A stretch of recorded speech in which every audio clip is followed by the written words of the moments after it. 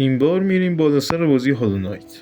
تو سال 2017 توسط تیم چری منتشر شده. داستانی عمیق و چالش برانگیز داره و یه مدت خیلی رو بورس بود. البته تیم چری بودجه ساخت این بازی رو 2 بودی رو از کمپین مردمی جمع آوری کردن و واقعا کار تمیزی در آوردن. سبک این بازی مترویدوانیاست که اطلاعاتش هم براتون میذارم صفحه.